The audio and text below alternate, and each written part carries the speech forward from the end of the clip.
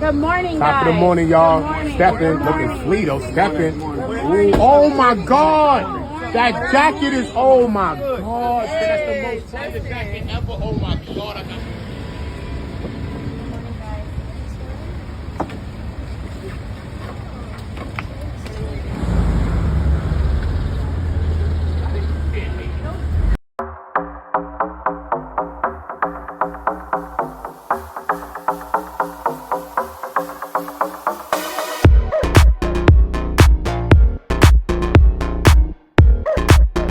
All stories alleged. For gossip and entertainment only.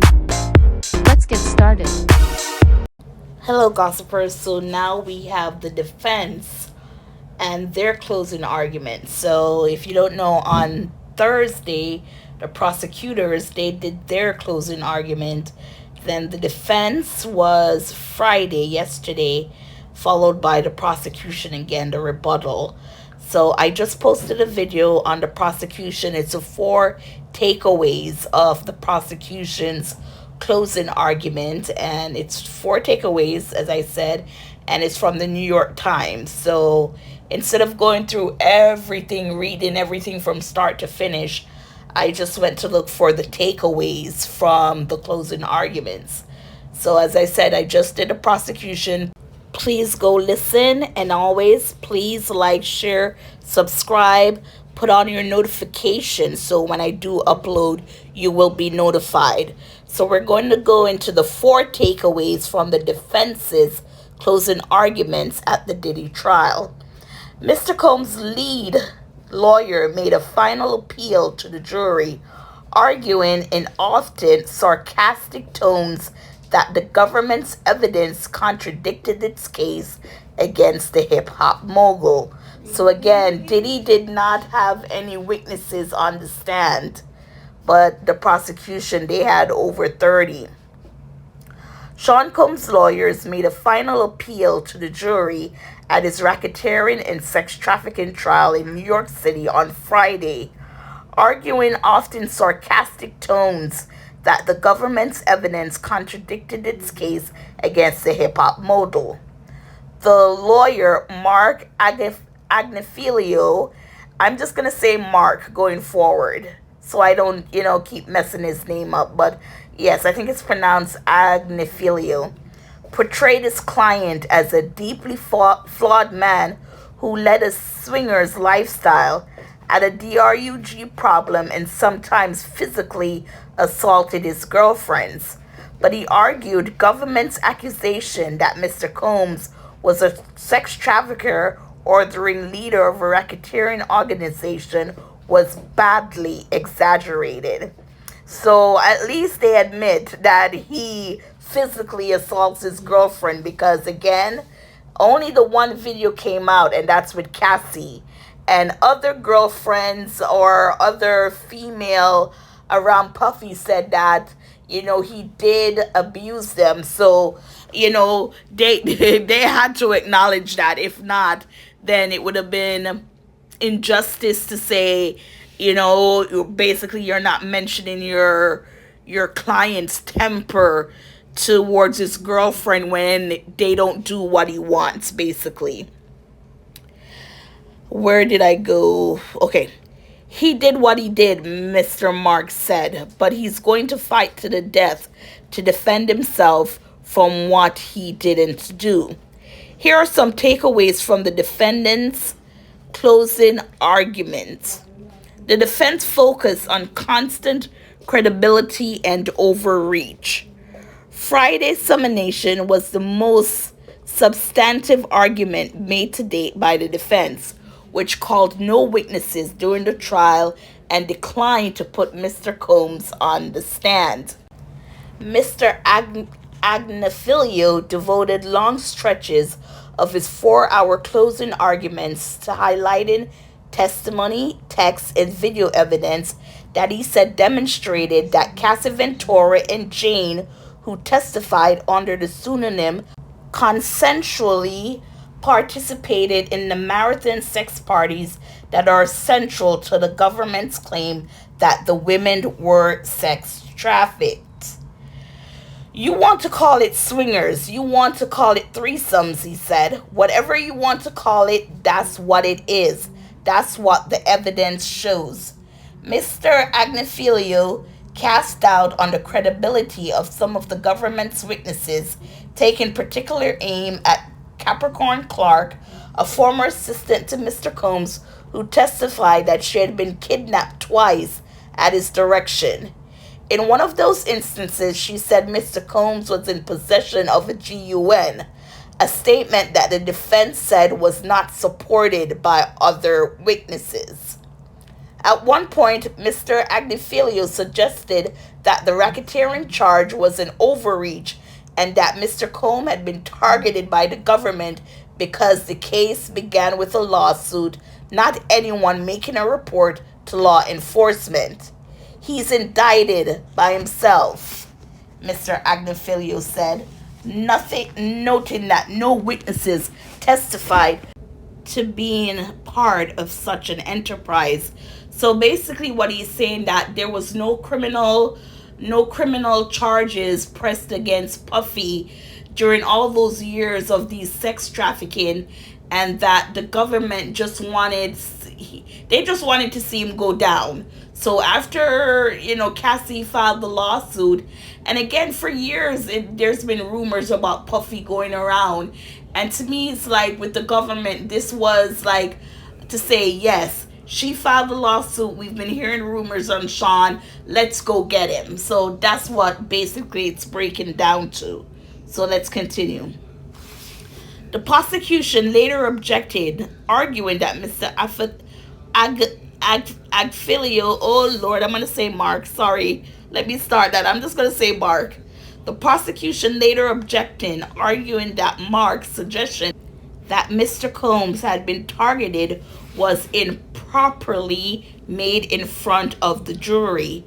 The judge agreed and told jurors that the decision-making of the government or a grand jury on whether to charge a defendant was none of their concern. The defense offered an alternative view of the infamous video of a hotel assault. Okay, let's hear what they say about this. Mark presented an alternative narrative for a critical piece of evidence in the case.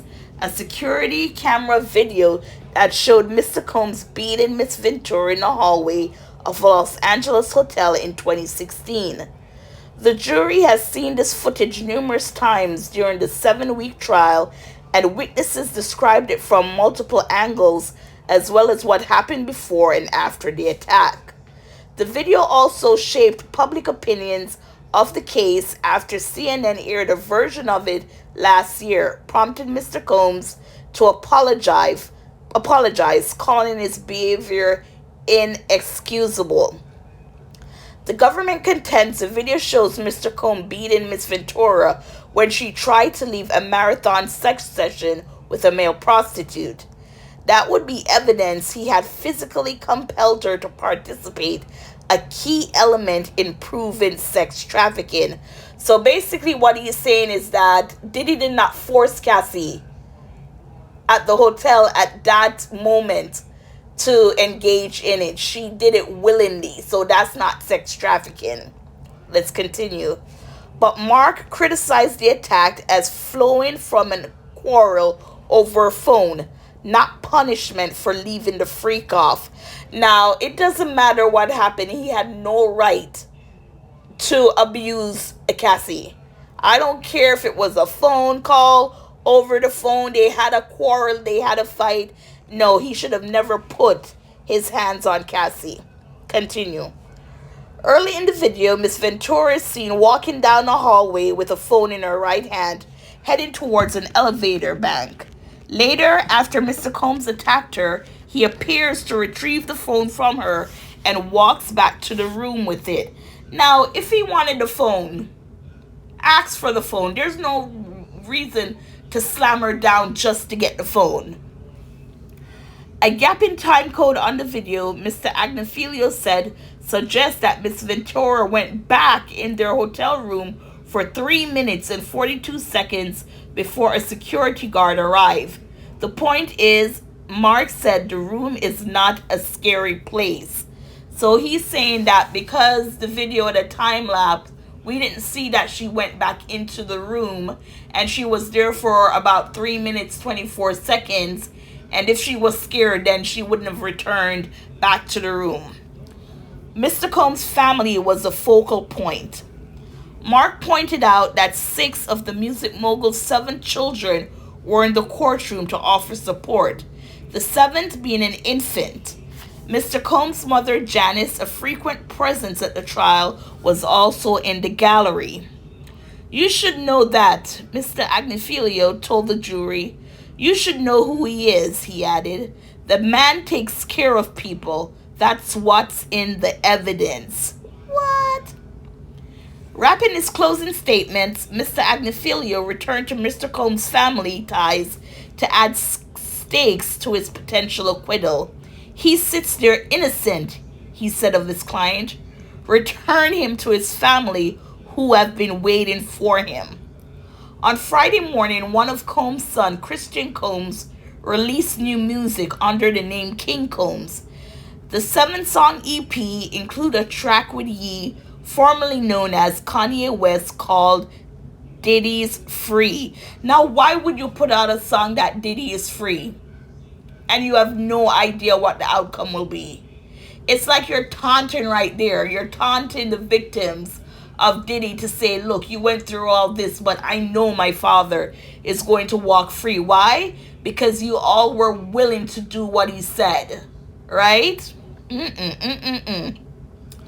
On it, King Combs 27 raps about those who try to play the victim and states expletive the world, critics, and the witness.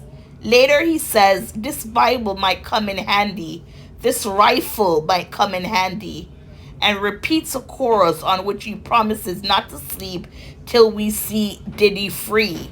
Now, for him to say that he's criticizing the world, the critics, and the victims, and then to retaliate by saying the rifle is going to come in handy. Now, of course, we know it's a music. I don't think he's that stupid to try anything. But still, words can trigger people. And people who might, want Diddy free, stuff like that, you don't know what these people will do. But anyways, let's get back to the reading. Another of Mr. Combs' son, Justin Combs, arrived at court wearing a shirt that read, "Free Sean Combs," on Friday, but a court officer quickly tapped him on the shoulder. Those kinds of visible messages of support are not allowed. He left the courtroom, and the message was not visible when he returned, so he had to change. Now, if you don't know, the same Friday, the Thursday, another witness, alleged victim, filed a lawsuit against Sean and Justin, saying that they ganged her.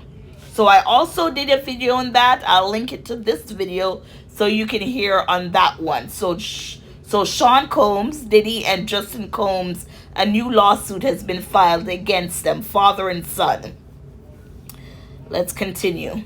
Mr. Agnifilia's closing was marked by animated, often sarcastic statements. Mr. Agnifilia, who opened his closing argument with a warning to the jurors that he likes to pace while he talks, used an energetic delivery to hammer home the defense's skepticism of the government's case. Speaking forcefully, gesticulating, that does not sound right, gesticulating, but that's word, and pacing, meaning he's just walking up and down, back and forth. He reacted to the idea that Mr. Combs was in charge of a racketeering enterprise. Are you kidding me? His demeanor loosened as he continued, and at one point, Mr. Agnifilio made a reference to the 50th anniversary of Jaws and its quotable line, "We're going to need a bigger boat," while poking fun at the investigators in the case. "We need a bigger roll of crime scene tape." Regarding the lubricant found in the raids of Mr. Combs' homes, Mr. Agnifilio gave a passionate woo resonant of Al Pacino on screen. So his lawyers were showing out. In the first 30 minutes of his summation, Mr. Agnifilio appealed to the jurors' emotions, throwing in personal asides, laugh lines, and detailed characterization of the witnesses in what colloquial terms, working to keep them engaged while broadly brushing away the legitimacy of the charges.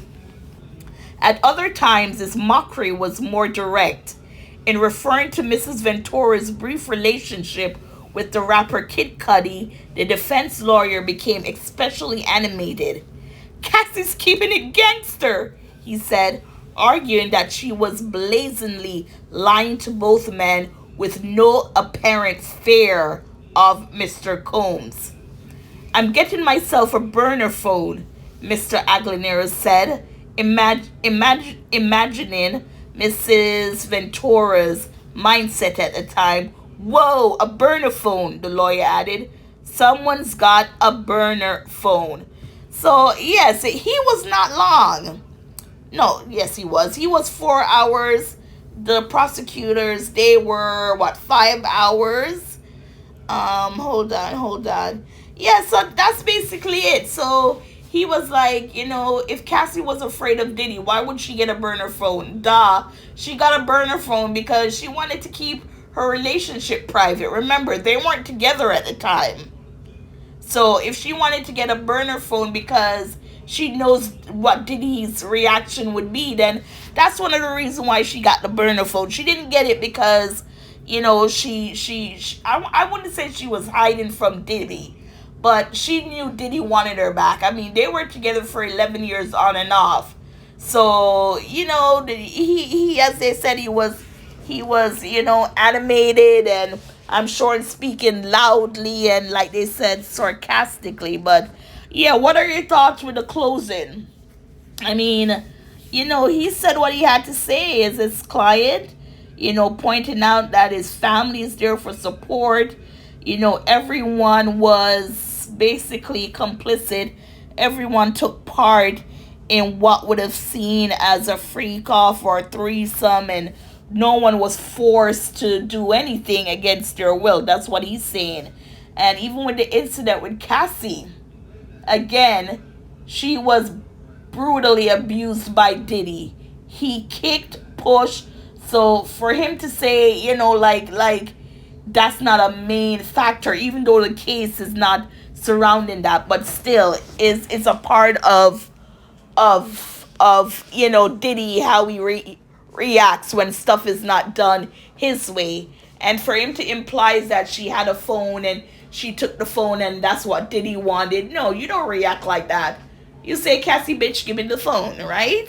If that's how you go. And then to imply that she went back for 3 minutes, that means she wasn't intimidated because she went back there.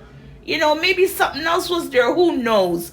But right now with the video, some are saying the video, it's not the whole video like him, the lawyer is saying, because we didn't know of her going back in the room for 3 minutes, right? I'm just finding it out now by reading this article. But anyways, yeah, that's what the defense closed it out to. Basically what they're saying is that everyone who participated did so willfully and basically enjoyed what they were doing. The abuse, he had to bring it up, because if not, then, he would have been a hypocrite to say you're defending this man and, there's allegations of abuse, which was proven. So, you have to hold your client liable on that end. So he had to bring it up. And then, again, for him, all he's saying is that everyone was complicit. Everyone participated in these freak-offs willfully. They were not coerced. They were not, sex trafficked, anything like that, because everyone gave consent. So that's what it comes down to. He's saying everyone knew what they were doing. They're all grown adults. They gave consent. So this should not have happened. Gossipers, your thoughts, the defense, their closing statement. What kind of verdict do you think Diddy's going to get? On Monday, June 30th, that's when the jurors will start deliberating. Again, the judge wants this case done before the holidays, which is the 4th of July, which is on a Friday, which is next Friday. So don't forget to like, share, subscribe, go listen to the prosecution's argument, and we can go from there. So gossipers, thank you so much for watching, listening. Let's grow our channels. Please like, share, subscribe, hit the notification bell so once I upload, that's how it goes, you will be notified. Thank you.